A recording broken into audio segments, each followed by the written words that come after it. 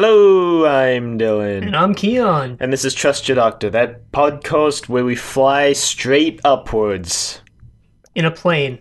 As in vertically. We're flying horizontally, and then the next second we're flying vertically. Because that's how physics works. Yeah, planes can do that. I mean, how else do they take off, right?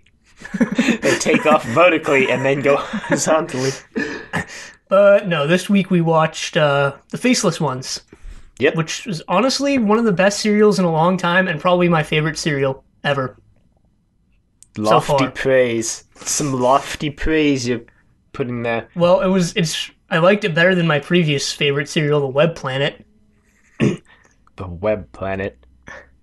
Well, we should talk about the new theme first, since that was at the beginning of the episode. Right, It wasn't at the beginning of the serial, because it only was introduced in episode 2. yeah, and it's almost exactly the same as the first one. Yeah, the only thing that's different is there's some chimes right before the part we use as our intro music, and which gets softer, and yeah, if you listen That's to it, you really. can notice it's different, but it's not that different. Yeah. And this theme stays until like 79 or 78. Oh, 79? Jeez. Yeah, this theme runs until season 17, I think. Wow. And then they go all Synth City on us. So Once the 80s come along. yeah, once the 80s come along, all bets are off. But yeah, this serial opens up with the TARDIS materializing as usual, and they're on a runway at Gatwick Airport. Yeah, like we said at the end of the other serial, we didn't see them get in the TARDIS, so they could have done any sort of adventure between the Marker Terror and the Faceless Ones. So maybe they stopped for ice cream somewhere. I don't know. Probably did somewhere along. Probably. It's more than likely. No, I don't know. Yeah, they materialize in the middle of the runway. And they get out, and there's a plane right over them, and they're like, "Oh crap, run!" And then there's a policeman who's like, "Hey, you, what are you doing?" And the doctor goes, "Quick, scatter!"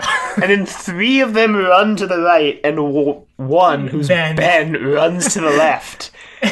And you just see, it's like this 10-second clip of Ben just running full speed across a runway, and it looks like he's running right towards the police officer. And they're all running around, and meanwhile, they brought back the guy playing the bongos off screen as the Yeah, I chase remember music that from season 1 or whenever it was. from the Dalek invasion of Earth. Because it was Barbara running Oh, yeah. along with the guy in the wheelchair.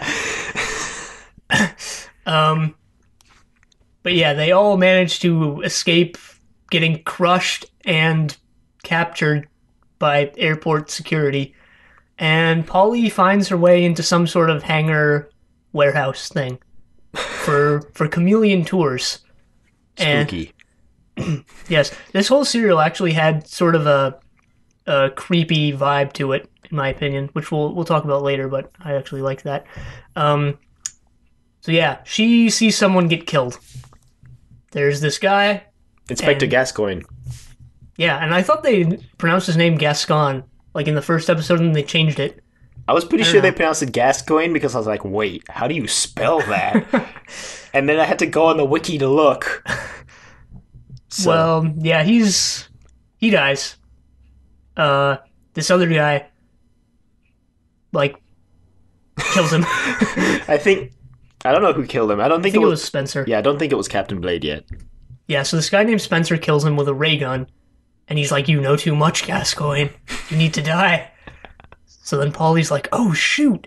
So once Spencer leaves, she goes to examine the body, Right. and meanwhile, Spencer and this other guy named Blade are watching her on a monitor from some other room, and Oh, Then- they decide that they need to off Polly, but she escapes before they can, and she runs into the doctor and Jamie and tells them that she's seen the guy get killed and they should come with her. So they do, and they find the body.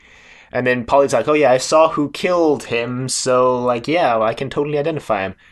So as they're leaving to go get security, Polly gets captured by the peeps. And so they go to the police, but they won't believe the doctor or Jamie because the doctor and Jamie don't have passports. Right, there's this border patrol person guy named Jenkins, and he keeps asking the doctor and Jamie for their passports, and the doctor's like, "Don't you see? Someone's been killed. This isn't the time to be asking for passports." And Jenkins is like, "Oh, someone's been killed? Well, can I see your passports?" And it's just like, wow, Jenkins. Wow. Well, it's explained later because you find out Jenkins was a chameleon. Doesn't he get transformed? He gets transformed later. Pretty sure he gets transformed later. Pretty sure he's already a chameleon at the start. No, him and Meadows get... Really? I think. You might be right. But anyway... So then Polly shows up. Well, they actually do get through by Jamie accidentally telling Jenkins that they materialized in the TARDIS on the runway, and he was like, "So that was you? Well, come with me." Oh yeah, because the Commandant found the police box, like, you know what, it's probably a prank. Move it into, like, storage or something. Right, so they get through. Meanwhile, Polly is being interrogated by Blade and Spencer, and she's not telling them anything, and she keeps saying that her friends will come rescue her once they notice she's gone. But they don't. And then later, at the end of episode 1, Polly, in quotes, shows up at the Border Patrol station with a passport claiming to be someone else. And so... Right, she says her name's, I forget what it was, but she's from Zurich. She's a tourist. Zurich. So the doctor and Jamie are getting nowhere with telling the police about the murder, and now Polly has gone insane. Great. And Ben's nowhere to be found. Yep, and that's how episode 1 ends. And also how episode 2 starts with... Whoa. It's like they planned it or something. We should mention that episodes 1 and 3 were recovered episodes, and then 2, 4, 5, and 6 are all reconstructions. Yeah. Honestly, the reconstructions weren't that painful this time because the serial was really interesting. But anyway, Polly heads off because she thinks... She's Michelle. Yes, from Zurich. So she heads off, and then the doctor and Jamie are like, what? They're just like, oh, what do we do now? So then they run into Ben, and they decide they need a plan of action, so they go into this photo booth. Well, they need to hide from the police who are after the doctor and Jamie. Oh, right, because they ran away. Yeah, they made a break for it. The Commandant was going to send him into jail. I'm like, quick, Jamie, let's make a break for it. I like the thing the doctor does later in this episode with the rubber ball. Anyway, so they head into this photo booth, and they decide that Ben should go investigate the hangar where they found the dead body, and Jamie should go to the Chameleon Tours kiosk to see what's up there, and the doctor is going to go try to convince the Commandant on his own. Again. Because that worked so well the first time. They went to the hangar with the Commandant the first time, tried to find the body, and it wasn't there.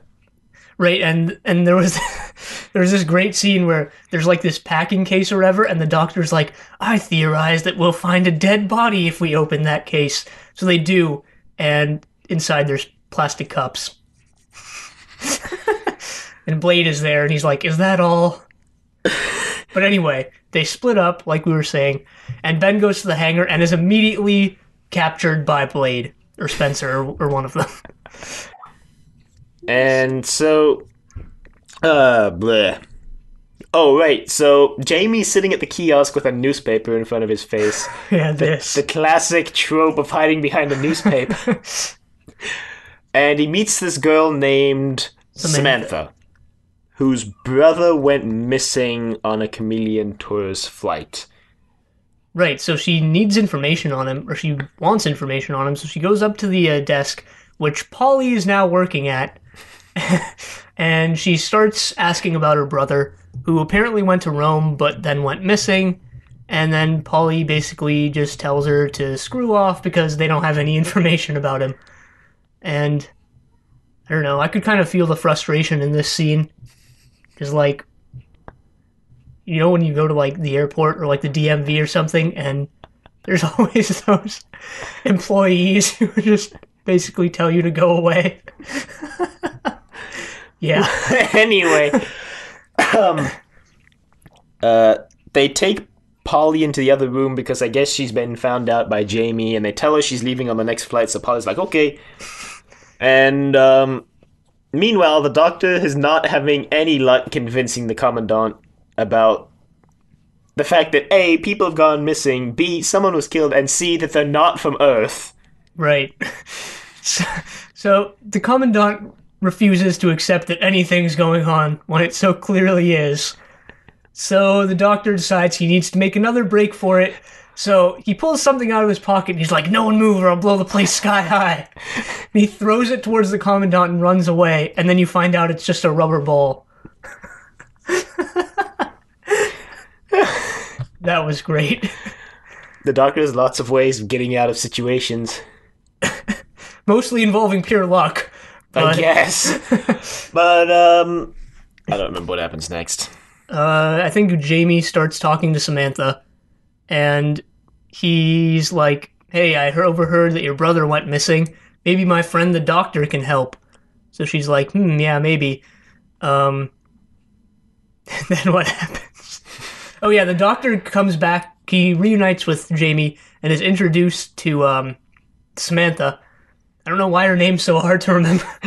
But yeah, so Jamie tells the doctor about how Polly is now completely brainwashed or working. Completely bonkers. Yeah. So the doctor decides he's gonna go search the hangar. He's like, I'm gonna go search the hangar then, because apparently Ben has gone missing. Yeah, they take forever to realize their friends have gone missing. So the doctor goes and searches the hangar, and he finds a packing case and he opens it, and Meadows is inside. Dun dun. Yeah, we forgot to mention that this guy named Meadows was transformed, and we forgot to mention the transformation scenes at all, which were pretty important. So, like, throughout all of this, you see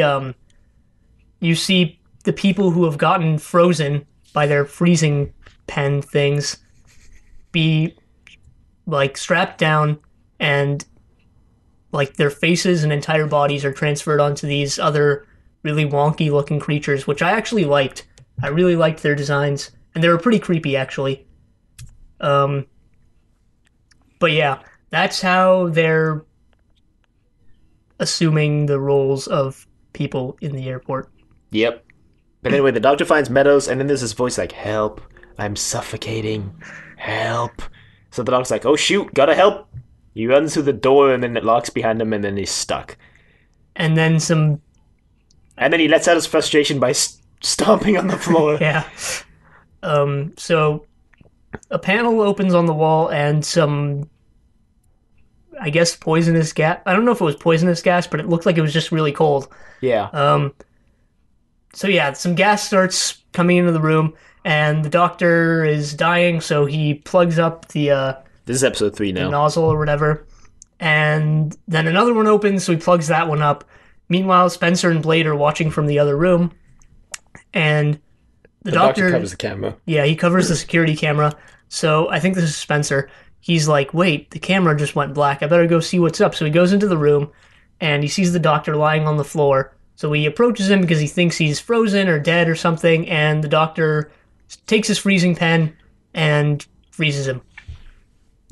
Yep. And runs away. Again.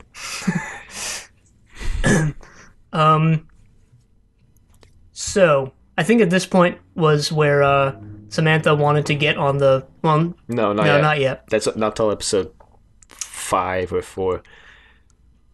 So, anyway, Detective Inspector Crossland is looking for his partner, Detective Gascoigne, who, if you'll remember, died at the beginning of the serial.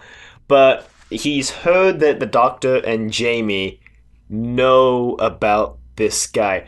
Side note, Jamie's covering his face with a newspaper, but later in the episode, when the Commandant is explaining to the Detective Crossland what Jamie looks like, he mentions Jamie's wearing a kilt.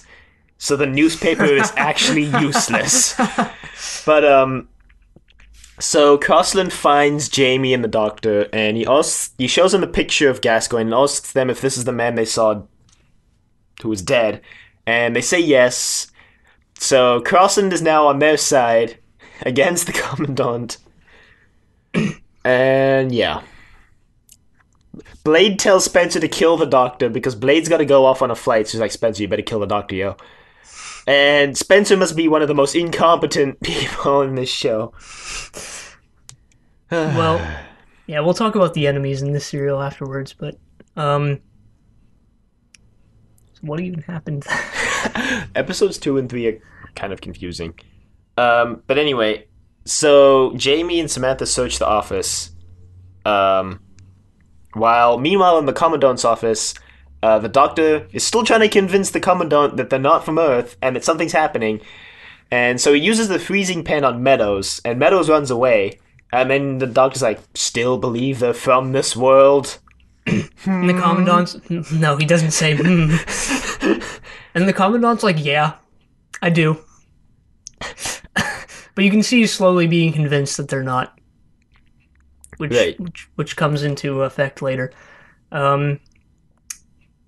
Yeah. Samantha and Jamie find the quote-unquote postcards that Chameleon Tours passengers have written from abroad, and they realize that they've all just been packed into one place and shipped from other places without sending them from people and stuff. Yeah, basically they write the postcards before they get sent on the tour, and then they mail the postcards from the destination to make it look like they arrived okay.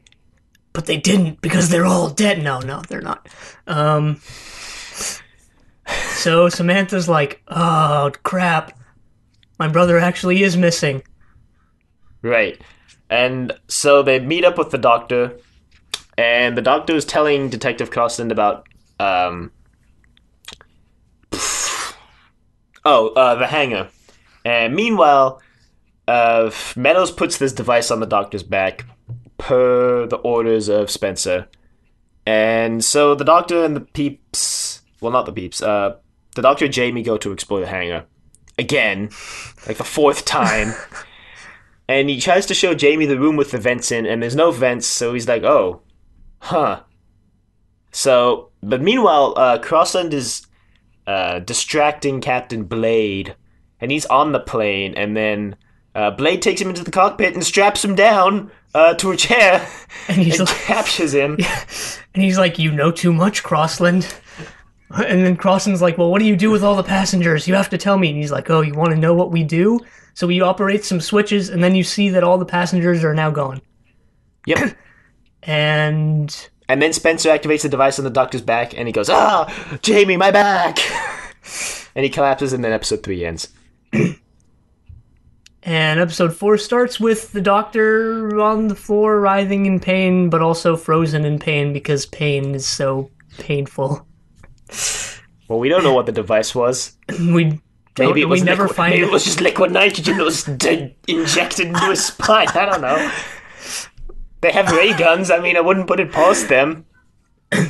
Anyway, Spencer walks in and freezes Jamie, and then Samantha runs in and tries to knock out Spencer, but he freezes her too. And then he operates some light ray beam thing, some James Bond thing that's slowly coming towards them and is going to kill them when it hits them. Yeah, the beam in the reconstruction looked really big. Did you notice that? Like in the picture, it looked like it looked really wide circle. I mean, it looked about the size of like one of their heads, I thought. I don't know. Yeah, that's really big. Especially since they use a hand mirror. Yeah, I guess. So, yeah, they all can't move, and they use this hand mirror. I guess they can move a little bit, but it takes a lot of effort. So they manage to deflect the beam with a hand mirror, and they destroy the device operating it, and they get up. Right, and they split up again. I was surprised that right after they destroy the beam, they can get up. The effect was shown to wear off before, like pretty quickly before. Right. So I guess it makes sense. But then they run off, like you said. They split up. Samantha's sent back to the kiosk again. And Jamie and the Doctor go to the medical office because they saw the medical office on a camera in a hidden room they had found in the office of the hangar.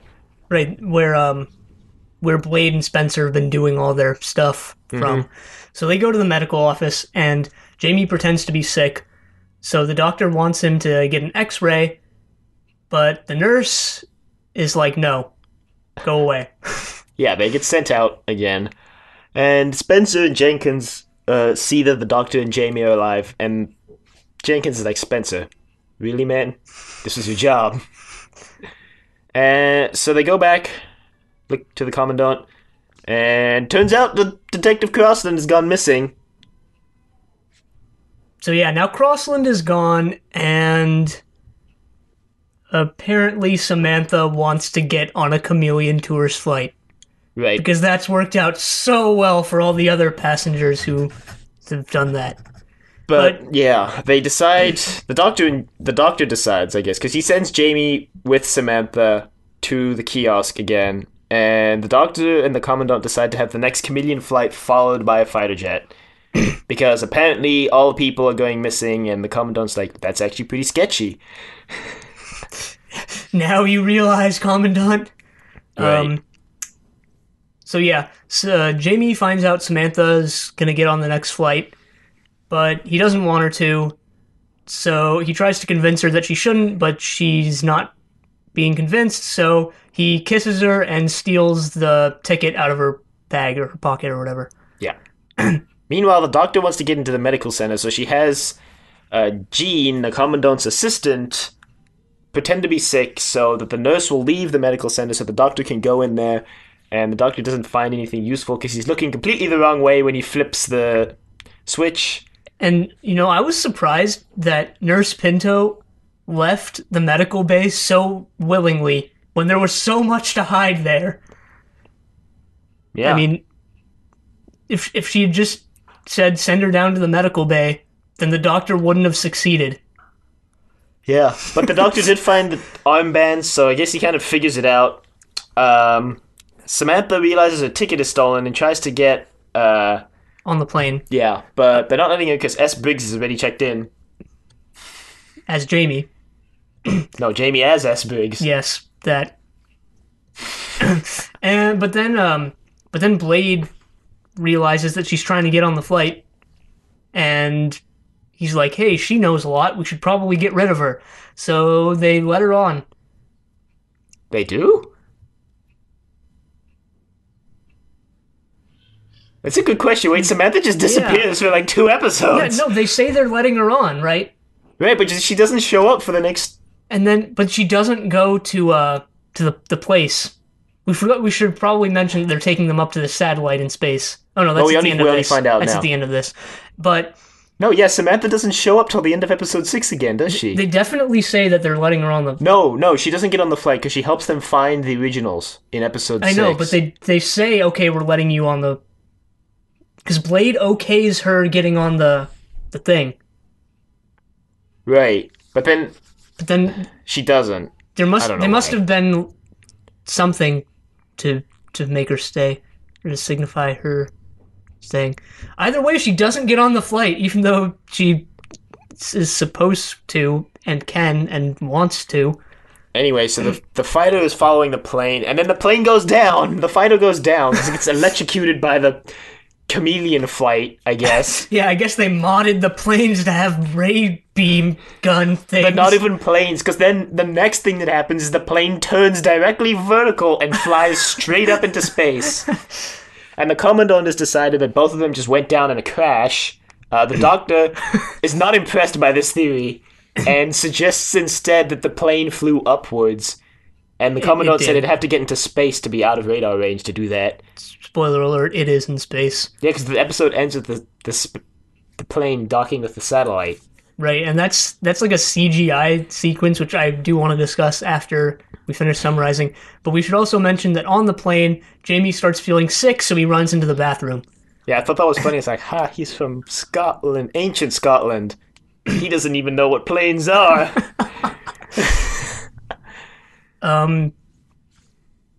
So yeah. Episode 5. Yeah.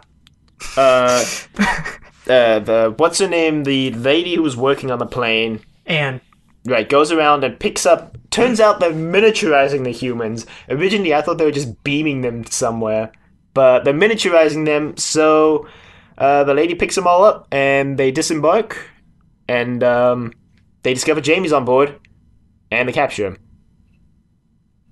right, yes, that. So, so now all of the Doctor's companions are out of commission.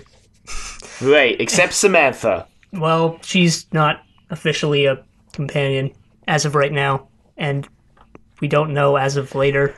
So anyway, they found the wreckage of the fighter jet, but not of the chameleon plane. Right. The pilot's dead, obviously. And so the Doctor, who now has the armbands, goes back to the control room, and he knows that something's up with Meadows. So they go over to Meadows, and he tries to make a break for it when the Doctor shows him the armbands, but he's not able to because they restrain him. And the Doctor pulls up his sleeve, and he has a matching black armband Right. on his arm. And he then reveals what's going on. Right, the Doctor threatens to fiddle with the armband. He's like, no, no, no. So he reveals that the faceless ones. Right, I know why Samantha didn't get on the plane. She got taken in the back room because they were going to kill her, but then they decided to use her as an original, so they take her to the medical bay. Because when the Doctor went down to the medical bay for Nurse Pinto, Samantha was there. Right.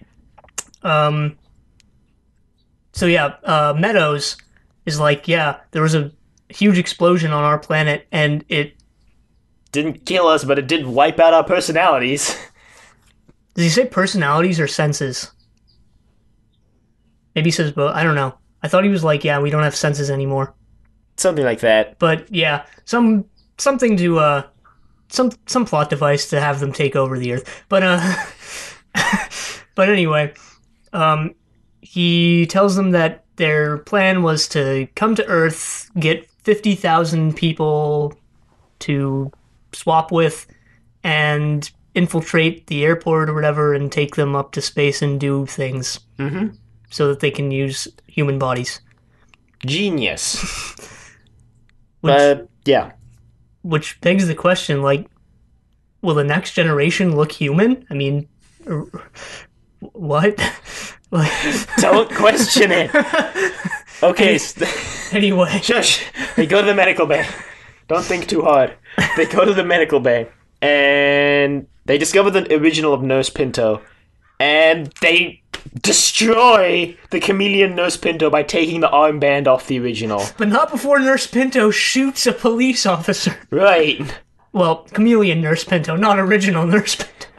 It'd be pretty stupid if they woke up original Nurse Pinto and she just pulled a gun on one of them and killed him. But anyway, So they did that, and that's when you figure out that messing with the armbands makes them disappear.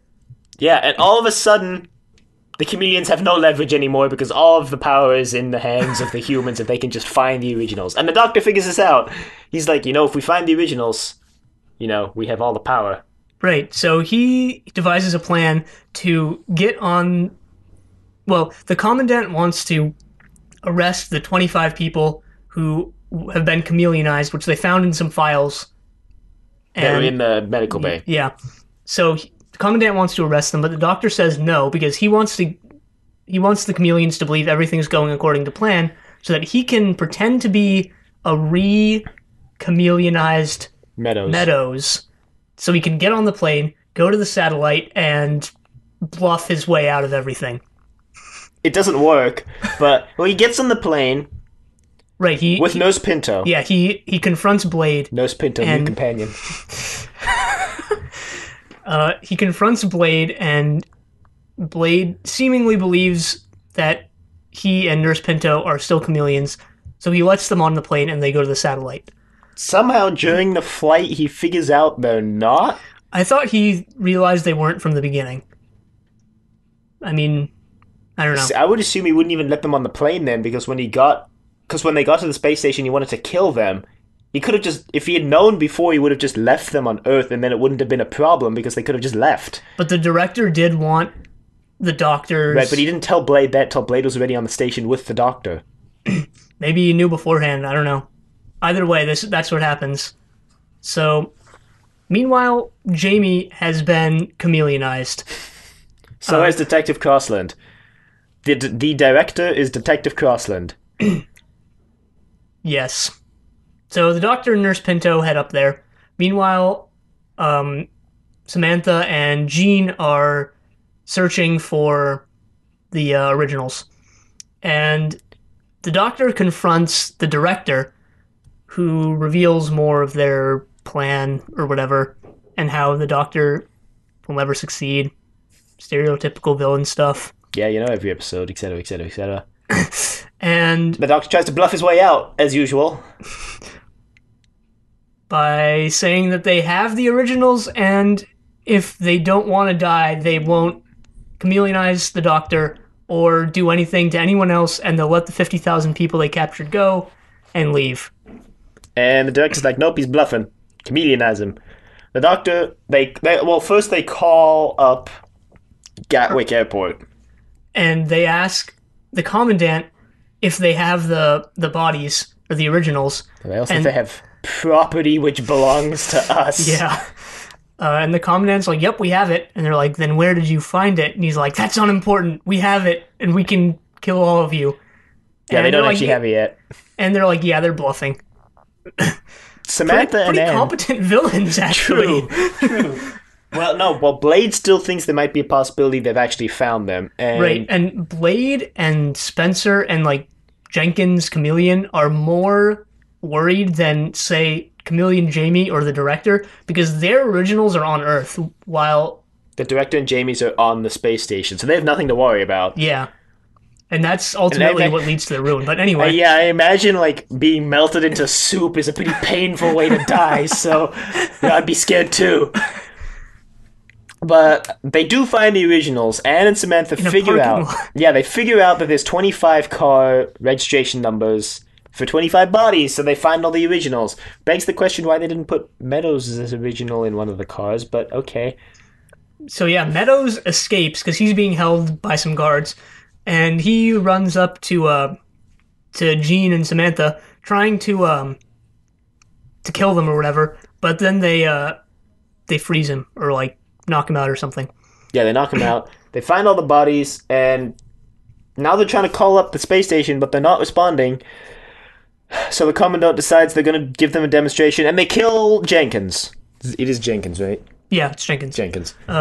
So the director still wants to go ahead with chameleonizing the Doctor and ignoring Gatwick, but Blade, after seeing Jenkins die, is like, oh, hell no, director.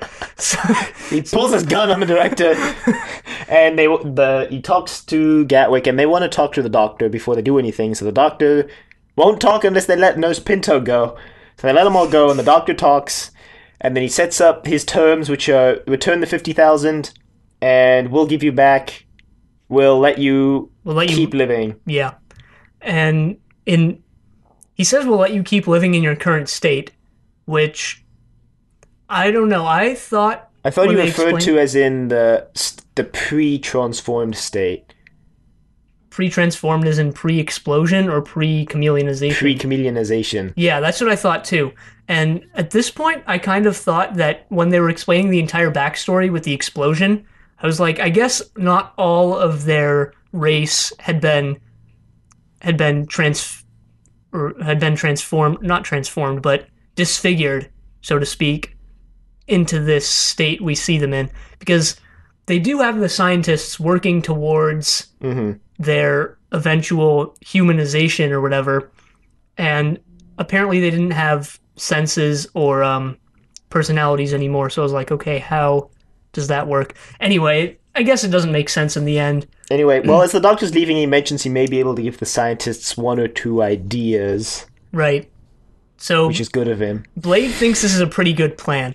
But Chameleon, Jamie, and the director don't, so they try and make a break for it, but they're killed. Yeah, Blade kills him. And before the Doctor goes down, he wants to see all his companions again. So they show him to Ben, Jamie, Polly, and Director Crossland. And like, yay, Ben and Polly are back. They've been missing in action for 4 episodes. Yeah. And so they all go down, happy, merry, and then I guess it skips ahead a couple hours because the doctor's leaving. Yeah. Well, first the director. Well, before the director dies, he tries to bluff. He tries to counter bluff by saying they don't have the technology to re-enlarge all the people. But Blade's like, nope, he's lying. The planes can go both ways. So that doesn't work. But so the doctor's leaving, and the commandant's car takes him to where they're stored the TARDIS. And the commandant's like, thanks, man. First, there's that heartfelt goodbye between Samantha and Jamie. Really, that was less heartfelt than the Ben Polly scene. Yeah, it was. But then again... She was just kind of like, yeah, bye, Jamie. And Jamie's like, yeah, okay, bye. And then Samantha's like, I'll see you around, I guess. And Jamie's like, around where?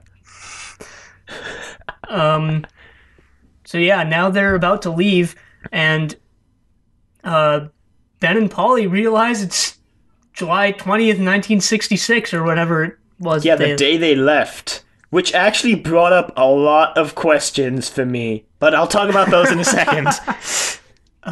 So they're like, this could be our one chance to get back to our own time. And the doctor's like, yeah, it could be. But then they say that if the doctor really needs them, they'll stay. And he was like, the doctor says, no, if you think this is your one chance, then take it, because I didn't get to... Yeah, I never got back to my home world. Yeah. And I was like, wow, this is actually pretty sad. Because then Polly starts crying, and that doesn't help. So, that's how Ben and Polly go out. It's the best ride out since probably Ian and Barbara, I think. Yeah, I mean, it's the only passable ride out since Ian and Barbara, so yeah, it has to be. So it ends... It ends with the doctor telling Jamie, oh yeah, I didn't tell them, but we've lost the TARDIS. And then they go skipping off into the distance to go look for it. Such a lighthearted ending. Yeah, and that ending was why I kind of think Samantha is going to return next serial, because they haven't left yet. Right, well, they haven't left London yet, right. So, I'm thinking Samantha is going to end up being a companion, like we originally thought. Maybe. They will probably replace Ben and Polly at some point. Yeah, I mean, it's not just going to be the Doctor and Jamie. Maybe it will. It might be for like a serial. It was the Doctor and Stephen for one serial, I think. Massacre of St. Bartholomew's Eve. Yeah. So yeah, I still think Samantha's coming back. But yeah, there's actually quite a lot to talk about for this. Yeah, a lot of things are brought up. What do you want to start on? The fact that it was set on July 20th, 1966. Okay.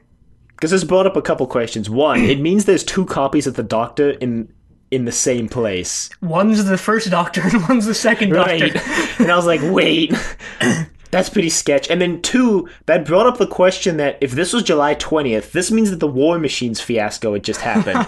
Which begs the question, why wouldn't the Commandant believe that it could be from outer space, considering there was just this whole fiasco about machines trying to take over the world?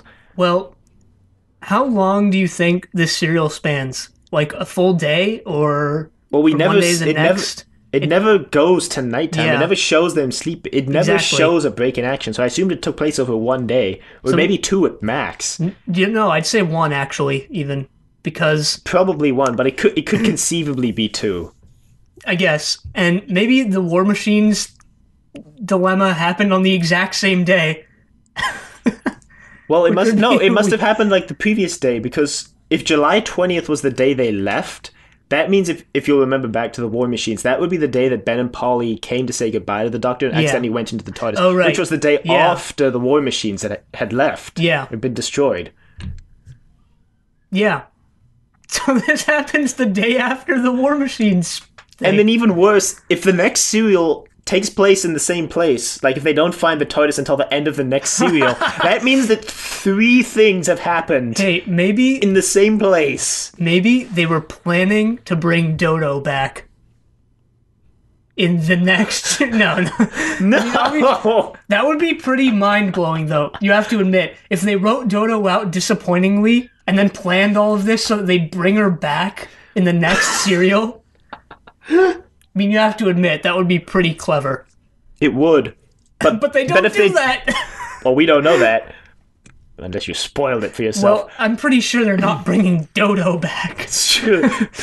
But then that would beg the question, like, if the next serial happens in London, and there's the Daleks and everything, because the next one's called The Evil of the Daleks, then wouldn't Dodo, like, realize that the Doctor's gonna be in play somehow? Because she's seen the Daleks. Wait, did Dodo see the Daleks? That's actually a good point. Did No, Dodo I don't think she did. Did she not? I'm pretty sure she didn't. What was the serial she joined in? It was the one where Stephen stormed off. It was Massacre of St. Bartholomew's Eve, but basically the one with the monoids, because that's where she... Right, the Ark. Yeah, the Ark. So, between the Ark and now, or between the Ark and the end of season... Oh yeah, she never 3. saw the... Nope. She never saw the Daleks. She might have seen them off-screen, but... As far as we know, she didn't see the Daleks. Apparently the Doctor tells his companions about the Daleks, or, like, presumably some other enemies he's faced, like the Cybermen. That's happened off-screen before, but who knows? Because when Ben and Polly saw the Daleks, they had known vaguely about them. Yeah. Like the Doctor had mentioned them before, even though Ben and Polly would never have seen them. Yeah. And they're about to... Well, they won't meet them again because they just left. Well, actually, Ben and Polly are... If the next serial takes place on July 20th, 1966, Ben and Polly are still around. They could come back. I mean, I don't know what happens. Yeah, they could. I mean, I don't know. They could.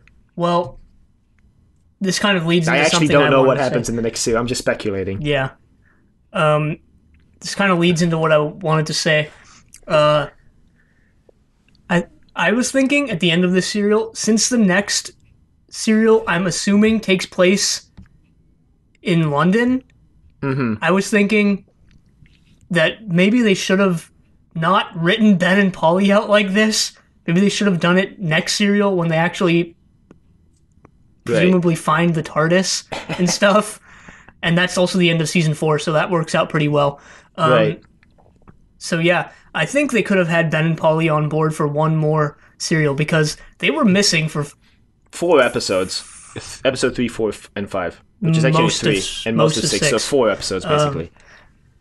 So, yeah, they've actually had this trend recently where the companion who gets written out during a given serial doesn't really do much in said serial, because Dodo was just gone for the last 2 episodes that she could have appeared in. Mm-hmm. The first Doctor didn't... It really started with Dodo, though. It did.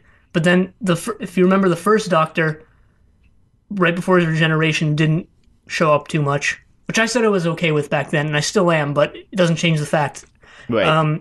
And now Ben and Polly are having the same thing done to them.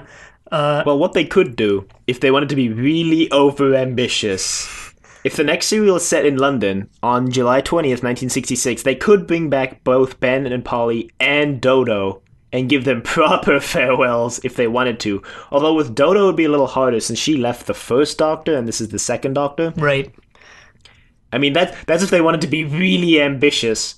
I mean, considering it's a 7-episode serial and it's the conclusion to season 4, they could, I mean, conceivably do something big as the end of season 4. They could. And, you know, personally, I don't think they're going to bring back a Dodo. They probably... that ship is sailed. Weird, yeah. I mean... But they could do something with Ben and Polly next serial. Right. They could maybe... They see the Daleks like, well, the Doctor might need our help. And then they'll go find him. Or maybe they don't. Or maybe Samantha helps. Dunno. I'm just going to take a guess here and say that, like this serial, Samantha and Jamie do some stuff next serial, and then Samantha becomes a companion. Meanwhile, Ben and Polly show back up, and then get the axe later. Not the axe, because that's like a euphemism for death or whatever, but they get written out properly or officially next serial. That's what I'm going to say happens. And watch that be completely wrong, and watch we won't know until next week. Yeah. And then I had one more question about the fact that they made it back to July 20th was, does this mean the Doctor actually can control the TARDIS? Because what would be the chances, probability-wise, of him returning to a location he had been to before? They return to whatever year it is when the serial airs London all the time, though.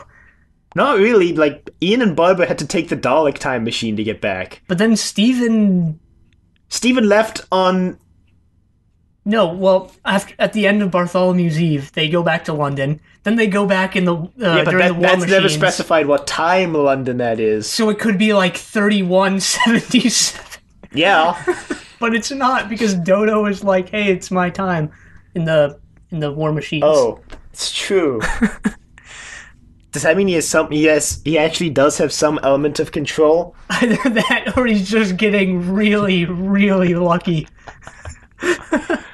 So there's something you wanted to talk about earlier in the serial. Yeah, the villains, the chameleons, they were awesome. These are some of the most competent villains on the show so far, and I really liked Their Blade. arrogance leads to their downfall, though. But I really liked Blade at the end because it seemed at the end the director and Chameleon Jamie were just in it for themselves and they just wanted to live. Meanwhile, Blade was thinking of all of the chameleon race. Well, like I said, their arrogance led to their downfall. Yeah, and Blade pulling a gun on them. Well, I mean, even going so far as Blade going, "We're the smartest people in the galaxy." Right. And I mean, obviously they were just semi-generic villains who didn't really have any character development, but looking further into it, and I'm probably overlooking into it here, Blade kind of goes from their intelligence is only comparable to that of animals on our planet to actually trusting the Doctor with basically his entire race. Well, considering Jamie goes, the Doctor's not from this Earth, which I don't think the Doctor ever told Jamie that, and I think he just figured it out on his own. It's probably just some off-screen thing or whatever. Or maybe he figured out from the fact that the TARDIS is bigger on the inside. But yeah, I really liked the chameleons, and also I liked how they were presented because I like how the serial was structured as a whole, basically. Because each episode, you didn't find out what was happening until like episode 5 completely. I mean, you kind of they hinted at it, and you kind of put 2 and 2 together along the way, but you didn't actually know what was going on until episode 5, which I liked because they were slowly building up to the big reveal, which actually did come off as a reveal because you only got bits and pieces of what was happening before. Unlike, say, the moon base, where the Cybermen show up midway through, and you're like, okay, yeah, it's the Cybermen. Well, I mean, a lot of the serials that were quote-unquote good had the same kind of reveal scheme where it was more over time. For example, like the Daleks, you didn't really figure out that they were going to blow up the planet till like episode 4 or 5 of that serial. And then, say, like, Keys of Marinus, you didn't figure out the Void were in control till the very last episode. Yeah. So, I mean, I think that works really well. And I also wanted to say I liked the idea behind this serial. Even though they go to the same locations like 20 times, I just liked the idea of like a sinister alien race infiltrating something so commonplace as an airport and having this huge behind-the-scenes struggle at the same time being in like a public area that's like you would assume would be pretty open and straight-faced, quote-unquote, about things. Well, I think another part of the serial that's interesting is that if you realize that the Doctor hadn't shown up, they would have left for 50,000 people and never come back, and then nothing really would have happened. Sure, 50,000 people would have gone missing, but it's not like the whole world would have died. Yeah, I mean... The stakes weren't that high, which I think is good sometimes for there to be a serial where the stakes aren't "nothing in the world can stop me now because I'm going to blow up the whole world" type thing.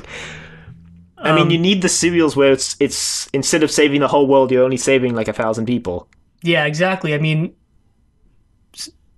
obviously you need super high suspension of disbelief for this show, but I mean, when the Doctor's saving the world, literally almost every serial, it's good to have ones that are more. Well, I don't want to call this grounded, but where it's more. Like, it's not over the top. The top. It's exactly. Restrained, which is why maybe the historical serials were kind of a good idea in that they didn't always end up with a plot that was like the whole world is going to blow up and only the Doctor can save it. The historical serials had more plots like, okay, the Doctor's got to do X, Y, and Z and then he's done. Not to Yeah. say the historical serials were good, but they had the advantage of being not insanely over the top. Yeah. I mean, sometimes you do want those over-the-top Right, of serials. course. I mean, those are the ones that keep the viewers interested in the show, or the ones where there's more action. But the ones that are less over the top are the ones where there's more character development, and Yeah. you can explore more ideas. Oh, yeah. I also wanted to talk about the Doctor's line at the end about how he never got to return to his planet, which I actually liked, and I like overall in the show up until this point, all like 100-something episodes we've watched, is that they're sort of almost subtly revealing things about the Doctor and not just throwing a backstory on him and saying, okay, this is what he did. Because I think at this point they know that a bunch of different writers are going to have a go at the show in later seasons, and I think we kind of talked about this previously too, but I don't think they want to solidify or like rope themselves into having one thing with the Doctor. Like here, he says, "I never got to return to my planet," which He's hinted at it before. he has, but it leaves it pretty open for whatever they want to write in later as sort of his character development, or when they do eventually want to solidify a backstory for him, which, in my opinion, or in my guess, I don't think they will. I just don't think they're going to have an episode or a segment of an episode where they say, okay, this is what happened to the Doctor in the past. Here it is. I think they're just going to keep on slowly revealing things like this. And I think that's the best way to do it. Well, I mean, that's the best way to do it with any character. Because if you just dump everything at the beginning, then there's no reason to keep watching. Because you're like, okay, so I know everything about this character. Like, why do I care? Well, you might want to see what the characters do in the serials themselves, but yeah, you're right. Yeah, really good serial. My favorite one so far, actually. It's not my favorite so far, but it is my favorite second Doctor serial. Yeah, it is definitely the best second Doctor serial. We shall see what happens next week, when the Daleks return for the second time this season. Oh boy. So the Daleks and the Cybermen show up twice this season. Yeah, this is a big season for reoccurring villains, apparently. And then the Cybermen will show up again in the first serial of season 5. Yeah. Jeez. Great. So, is there anything else you want to talk about the serial? I don't think so. I think don't we think there was anything else covered I all want of to talk it. about. Yeah. So we got an email this week. Yay, finally. How long has it been? Like 5 months? Yes, actually. Because the last email we got was January, February, March, April 12th. And this one we got the September 24th. From the same person, by the way. Yeah. Who now not only holds the record of being the only person to email us twice, but now also holds the record for having the longest span of time between his emails. Not that anyone's competing with him. But yes, it is Mr. Roger Jenkins. Congrats. You were the winner of Nothing. No. I guess it's funny because there's a character named Jenkins in this serial. So good Yeah. job somehow coordinating with the serial this week. Right, even though you mentioned that you're not watching. But anyway, you posed a couple of... Should we read it? May as well. I mean, I think that's what we did before. I can't even remember. It was 5 months ago. Okay, go ahead. Should I go ahead? Yeah. Alright, hi guys. Still listening and enjoying the podcast. Have not actually started watching the classic series yet. Do you have any recommendations on episodes I should watch first without sitting through some bad stories and or reconstructions? Do you want to answer the questions as we read the Yeah, email? we probably should. Well... An unearthly child is a must. Because Yeah, you have to establish that. Yeah. Wait, are we going to go through every serial and say whether it's necessary or not? No, just some of the good ones. I'd say watch all of season 1, to be honest. Except Edge of Destruction. Just skip that one. Just skip Edge of Destruction. I've seen a lot of people say they liked Edge of Destruction because it established a lot of things about the TARDIS, but honestly, it was kind of... But all the characters were acting out of character, Yeah, and like Barbara and Susan were trying to kill everyone. with Yeah, Edge scissors. of Destruction is just a really weird serial that you could skip. But other than that, you could probably watch all of season 1 if you don't mind watching a couple of reconstructions. As far as season 2 goes, you Uh, could skip Planet of the Giants, to be honest. the must watches of season 2 are definitely The Chase, because that's where Ian and Barbara are written out, and the Dalek Invasion of Earth, because that's where Susan is written out. Right.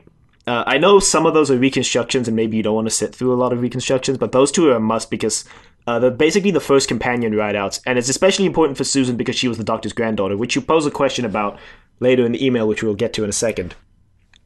You know, as far as I mean, it would definitely be a good idea to watch all the serials where companions are written in and out. Right. But I don't know. I don't remember what the serial that Vicky was written in It's was The called. Rescue. The Rescue.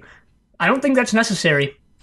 The Rescue was kind of lackluster, to be honest. I'd say if you're dead set on watching as little as possible, you could skip that one. Actually, Yeah. I don't know if you agree, but Yeah. I'm just going to bring up serial list here because I can't remember all of the serials' names. season 3. Well, season 2, I would recommend the Space Museum, if only because it was just it had a lot of interesting concepts in it in regards to time travel. If what you're looking for is information on the TARDIS and the Doctor, then the Space Museum has a lot of that. It's season 3. You watch most of that, actually. I'd say you can watch none of Massacre of St. Bartholomew's Eve except the last 5 minutes. Yeah. 1, because it's a reconstruction. 2, because it was just a bad serial. Other than that, season 3, I'd Season say 3 keep was- pretty intact. Season 3 was pretty strong. Yeah. Not as strong as season 1, I'd say, but season 3 you can probably watch all of it. Maybe skip Galaxy 4, Yeah, that one wasn't too good. which would be the first. And then, I guess maybe, depending on how you want to watch it, watch Mission to the Unknown after the Mythmakers. Oh yeah, I'd say do that. I'd say definitely do that. So, lump Mission to the Unknown with the Daleks Master Plan. Daleks Master Plan has a lot of reconstructions, just FYI. And then, leading into the season 4, Smugglers you can probably skip. If you wanted to, it kind of establishes Ben and Polly. It establishes Ben and Polly, but not more than the 10th Planet does, to be honest. So you can probably skip the Smugglers. 10th Planet is a must. Like, there's no ifs, ands, or buts about the 10th Planet. You have to watch that. It's where the Doctor regenerates. I'd say they're all a must in season 4 except Smugglers. Yeah. And maybe Highlanders. No, Highlanders had Jamie. You can just watch the last 5 minutes of Highlanders. Yeah, I guess. Definitely skip the Evil of the Daleks, so that would suck. No, we haven't even watched that one yet. Yeah, that's what I would say leading up to where we are now. Yeah. I mean, maybe you want to check in with us when we finish the 3rd Doctor, 4th Doctor, for more recommendations. I don't know. I mean, you said you're not watching the classic series yet, so maybe you just want to start where we are and watch along. Yeah, I mean, that could work. I mean, watch, if you're going to do that, at least watch, what was it, Power of the Daleks, just so that you get the introduction of the 2nd Doctor. Other than that. Yeah. Okay, moving on. Not sure if you're watching the series, but I'm really liking the new Doctor. So am I, but I'm not going to talk about it because Keon doesn't like spoilers, but I really like how dark he is. Yeah, I'm not watching... And I really like his TARDIS interior. It's probably my favorite. 12th Doctor might be my new favorite, by the way. I'm not sure about that yet. I have to see more. Anyway, I have some questions in general, like, is the TARDIS a living organic being? Is it sentient? All evidence seems to point to the fact that the TARDIS is a living entity, but then again, the TARDIS was built out of components, so maybe it's just an artificial life form like Data in Star Trek. Data was the best character in Star Trek Next Generation. Not really, they're all pretty good. This is a tough question, given... I don't think I can answer this because as of where we are right now, which is all I've watched, right. I don't really know. If we had to answer based only on what we've watched on this podcast, I'd say all we know is that it's at least partially sentient, if only because of Edge of Destruction, which was a pretty bad series, but they did mention that the TARDIS kind of has a mind of its own. And also, the Doctor seems to be unable to control it, which I guess would point to the fact that it might at least be partially sentient. It could also just be that it's just Right. wonky technology. But no. If I had to draw from things I've seen in the reboot, there is a case to be made that it's living.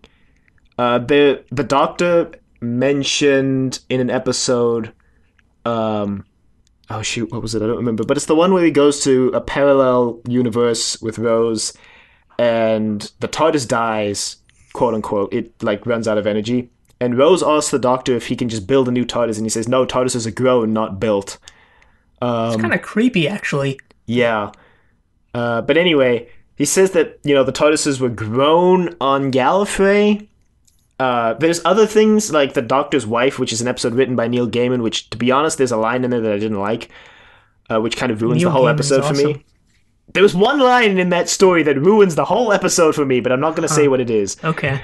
And in that episode, where the TARDIS's soul gets put into a body, she like keeps talking about how she's alive and stuff. So there's a case to be made if you're going off of stuff in the reboot that the TARDIS is an actual living organism. But if we had to go on what we know only now from what we're watching the podcast, I'd say she's at least sentient. Yeah. If only based on Edge of Destruction. Right. I don't think it's something the writers at this point where we are now are really taking into account at all. Right. But yeah, you go on to say, the other thing that puzzles me from your podcast is that you mentioned that Susan refers to the Doctor as her grandfather, but the Doctor in the reboot always says he's the last of the Time Lords. Does that mean that Susan is dead? Does Susan not possess the same life characteristics as the Doctor, i.e. is she limited to one life and cannot regenerate? Are the Time Lords then just an elitist group of beings from Gallifrey, and that they go through some process to become a Time Lord? Is that ever explained? Yes. It is is explained. Okay. But you have to look for it to find it. Is it just like bits of dialogue spread out over several episodes? Kind of, yeah. But basically you hit the nail on the head. A Time Lord is a Gallifreyan, but they're not.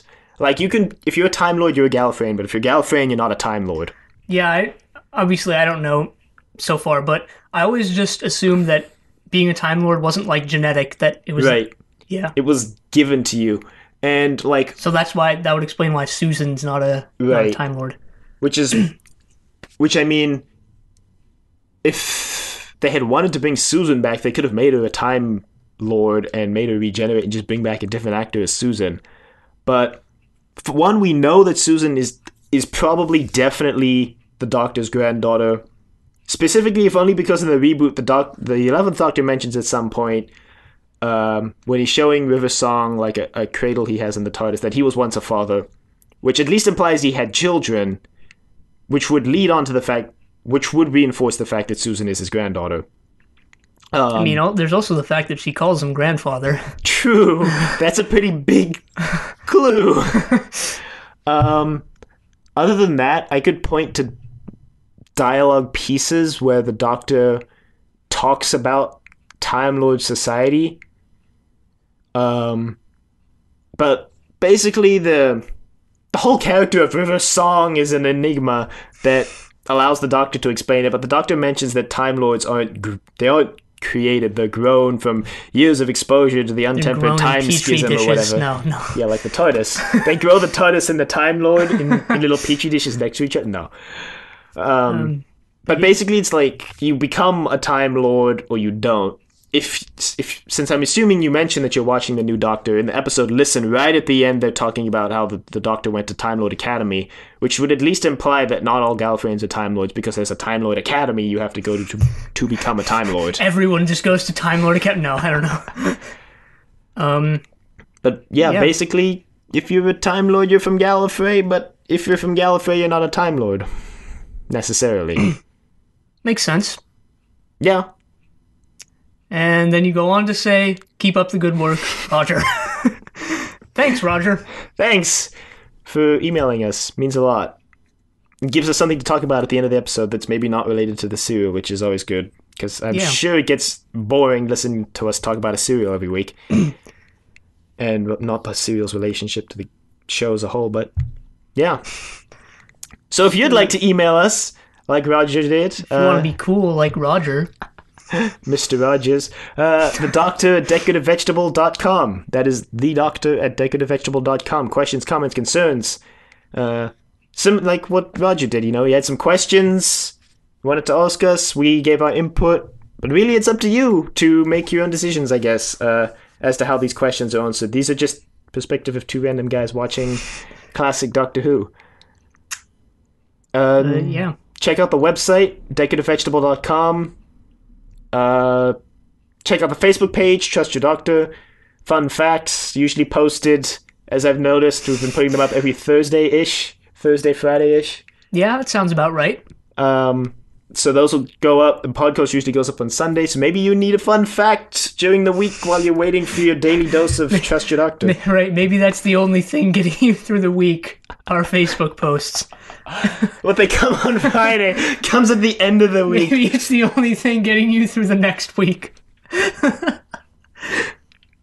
And check us out on iTunes and give us a rating, because that really helps, because when we have a lot of ratings and iTunes notices us, and then we get more views, and when we have more views we'll get more emails, and then the show will be all around more interesting. Which also leads me to tell your friends about our show, because we like listeners, but I mean, if you don't, that's okay too. But yeah, I think that wraps that up. So next week we are watching The Evil of the Daleks, which is the final serial of season 4. But until then, the end.